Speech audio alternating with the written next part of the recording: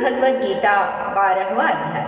भगवान कृष्ण के विराट रूप को देखने के पश्चात उनके फिर से पुराने रूप को देखने अर्जुन का मन शांत हो गया। वह धैर्यपूर्वक कृष्ण जी से बोला, हे कृष्ण मुरारी, जो अनन्य प्रेमी भक्तजन इस पूर्वोक्त प्रकार से आपके भजन ध्यान में लगे हुए आपके सगुण रूप परमेश्वर की अति श्रेष्ठ भाव से उपासना करते हैं, उन दोनों प्रकार के भक्तों में अति उत्तम योग्य वेता कौन है? अर्जुन के मुख से यह शब्द सुनकर श्री कृष्ण बोले, हे अर्जुन, जो अपने मन को एकाग्र करके निरंतर मेरे भजन उपासना में लगे हुए भक्तजन मेरे लिए अपने मन में श्रद्धा रखते हुए मुझे सगुण रूप परमेश्वर जपते हैं, वे मेरे को योनियों में भी उत्तम योगी मानते हैं। वह मुझे सर्वाधिक प्यारे लगते हैं। जो प्राणी इंद्रियों को अच्छी तरह वश में करके मन बुद्धि से परे सर्वव्यापी अकथनीय स्वरूप और सदा एक रस में रहने वाले नित्य अचल निराकार अविनाशी ईश्वर ब्रह्मा को निरंतर एक ही भाव में ध्यान करते हुए उपासते हैं, वे संपूर्ण भक्तों के हित में रत और सबसे समान भाव वाले योगी भी मेरे को ही प्राप्त होते हैं। किंतु सच्चिदानंद घन निरंकार ब्रह्मा में शाश्वत हुए चित्त वाले प्राणियों के साधन में क्लेश यानी जब तक शरीर में अभिमान रहता है तब तक शुद्ध सच्चिदानंद निरंकार ब्रह्मा में स्थित होना कठिन है, और मेरे परायण हुए भक्त संपूर्ण कर्मों को मेरे अर्पण करके मुझ में गुण रूप परमेश्वर को ही हर समय याद करते हैं, उपासना करते हैं। ऐसे भक्तजनों का मैं शीघ्र उद्धार करके उन्हें जीवन मृत्यु के बंधनों से मुक्त कर देता हूँ। इसलिए हे अर्जुन, तुम मेरे में अपना मन लगाओ और मेरे में ही बुद्धि को लगाओ। इसके पश्चात तुम मुझ में ही निवास करोगे, अर्थात मुझे पालोगे। इसे तनिक भी संदेह नहीं है। यदि तुम मेरे में भी मन लगाओ और मेरे ही बुद्धि को लगाने में स्थित हो तो अभ्यास रूप योग के द्वारा मेरे को प्राप्त होने की इच्छा करो। यदि तुम इन अभ्यासों में असमर्थ हो तो केवल मेरे लिए कर्म करने की ही परायण अर्थात स्वार्थ को त्याग कर परमेश्वर को ही परम आश्रय और परम गतिमय समझकर इस प्रकार मेरे कर्मों को करते हुए मेरी प्राप्ति रूप सिद्धि को ही प्राप्त होगे। यदि इसको भी करने में असफल रहे तो जीते हुए मन वाला और मेरी प्राप्ति रूप योग के शरण होकर सब कर्मों के फल को मेरे लिए त्याग दो, क्योंकि कर्म को न जानकर किए हुए अभ्यास को परोक्ष ज्ञान श्रेष्ठ है, और परोक्ष ज्ञान से मुझे परमेश्वर के रूप का ध्यान श्रेष्ठ है, तथा ध्यान से भी सब कर्मों के फल का त्याग करना श्रेष्ठ है, और त्याग से ही तत्काल मन को शांति मिलती है। इस प्रकार शांति को प्राप्त करके जो पुरुष सब भूतों में द्वेष भाव से रहित स्वार्थ हित सबका प्रेमी और दयालु है, तथा ममता से रहित और अहंकार से दूर सुख दुख की प्राप्ति में सम और क्षमादान है, जो ध्यान योग से मुक्त हुआ निरंतर लाभ हानि में संतुष्टि है, तथा जो ध्यान योग में लगा हुआ निरंतर लाभ हानि में भी धैर्य रखता है, और मन व इंद्रियों को अपने वश में करके मुझ पर पूर्ण विश्वास रखता है, मेरी उपासना करता है, ऐसा प्रेमी भक्त ही मुझे प्रिय है।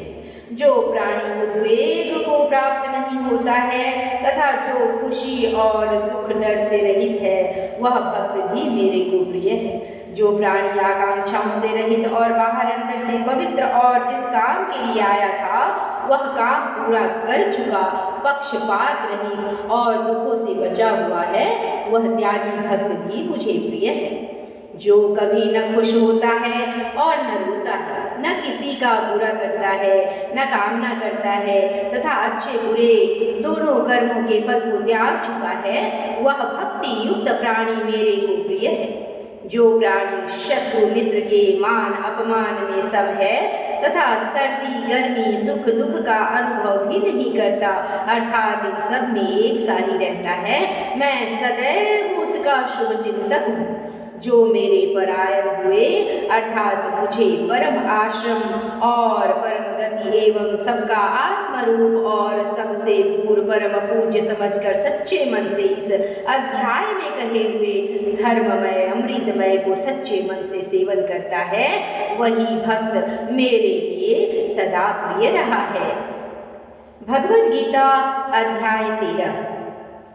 श्री कृष्ण जी फिर अर्जुन की ओर देखते हुए बोले, हे अर्जुन, यह शरीर तो एक खेत है, इसमें जैसा भी बीज डालोगे वैसा ही फल काटोगे। जो इस बात को जानता है उसे लोग ज्ञानी कहते हैं। यह क्षेत्र भी खेत जैसा ही है। यह क्षेत्र तो जो जैसा भी है तथा जिन विचारों वाला है, जिस कारण से है, जो हुआ है, तथा वह क्षेत्र भी जिस प्रभाव वाला है, यह सब संक्षेप में तुम्हें बताता हूँ। यह क्षेत्र और क्षेत्र का तत्व ऋषियों द्वारा बहुत प्रकार से कहा गया है तथा अच्छे प्रकार से निसरण किए हुए युक्ति युक्त ब्रह्म सूत्र के पदों द्वारा भी वैसे ही कहा गया है। हे अर्जुन, वही मैं तुम्हें बताता हूँ। 5 भूत आकाश, वायु, अग्नि, जल, पृथ्वी का सूक्ष्म भाव अहंकार, बुद्धि और मूल प्रकृति अर्थात त्रिगुणमयी माया तथा 10 इंद्रियां श्रोत्र, त्वचा, नेत्र, रसना और घ्राण एवं वाक, हस्त, पाद, उपस्थ मन और 5 इंद्रियों के द्वेष, सुख दुख और स्थूल शरीर का पिंड एवं चेतना और धृति, इस कारण से यह क्षेत्र विकारों से रहित संक्षेप में कहा गया है, जिसका अर्थ एक शादी क्षेत्र का विकास समझना चाहिए। पुत्र, औरत, घर और धनादि में आसक्ति का अभाव और ममता का होना तथा प्रिय और अप्रिय की प्राप्ति में सदा ही चिंता सम रहना अर्थात मन के अनुकूल तथा प्रतिकूल प्राप्त होने पर खुशी दुख आदि विकारों का न होना। हे धनंजय, जो जानने योग्य है तथा जिसको जानना प्राणी ईश्वर को पा लेता है, अब उसे स्पष्ट शब्दों में कहता हूँ, वह आदि रहित पर ब्रह्मा अकथनीय होने से न सत्य कहा जाता है और न असत्य, परंतु वह सब आसेर से हाथ पांव वाला एवं सब ओर से नेत्र, सिर और मुंह वाला तथा सब ओर से क्षेत्र वाला है, क्योंकि वह संसार में सबको व्याप्त करके स्थित है, परंतु वास्तव में इंद्रियों के विषयों को जानने वाला, परंतु वास्तव में इंद्रियों से रहित है, आसक्ति रहित और गुणों से अतीत हुआ भी अपनी योग माया से अपना सबका पालन पोषण करता है। वह परम पिता चराचर सब भूतों के बाहर भीतर परिपूर्ण है और चर अचर रूप भी वही है और वह सूक्ष्म होने से अविज्ञेय है और बहुत निकट और दूसरे में भी स्थित वही है तथा वह विभाग सहित एक रूप से आकाश के सदृश परिपूर्ण हुआ भी चराचर संपूर्ण भूत में अलग अलग सदृश प्रतीत होता है। यह जानने योग्य ईश्वर विष्णु रूप से भूतों को धारण पालन पोषण करने वाला और रुद्र रूप से संहार करने वाला तथा ब्रह्म रूप से सबको उत्पन्न करने वाला है। यह ब्रह्मा ज्योतियों की ज्योति एवं माया से अति दूर कहा जाता है तथा वह परमात्मा के बोध स्वरूप और जानने योग्य है और तत्व ज्ञान से प्राप्त होने वाला तथा सबके दिलों में विराजमान है। हे धनंजय, इस प्रकार क्षेत्र तथा ज्ञान और जानने योग्य परमात्मा का स्वरूप संक्षेप में कहा है। इसको तत्व से जानकर मेरा भक्त मेरे स्वरूप को पा लेता है।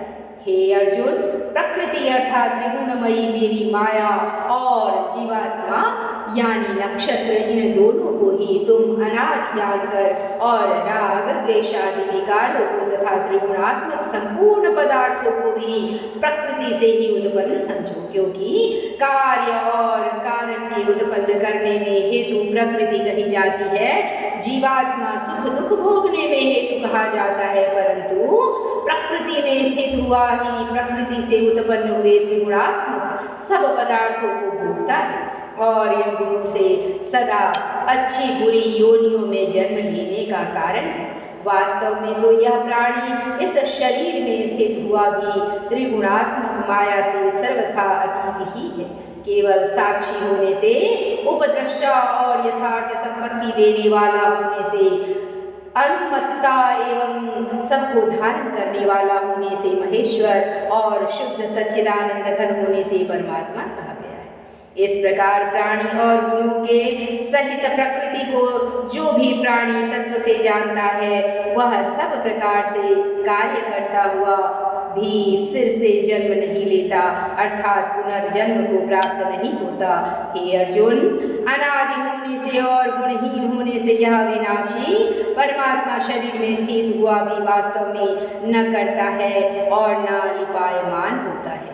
जिस प्रकार सर्वत्र व्याप्त हुआ भी आकाश सूक्ष्म होने के कारण लिपायमान नहीं होता है, वैसे ही सर्वत्र शरीर में स्थिर हुई आत्मा गुणातीत होने के कारण शरीर के गुणों में लिपायमान नहीं होती है।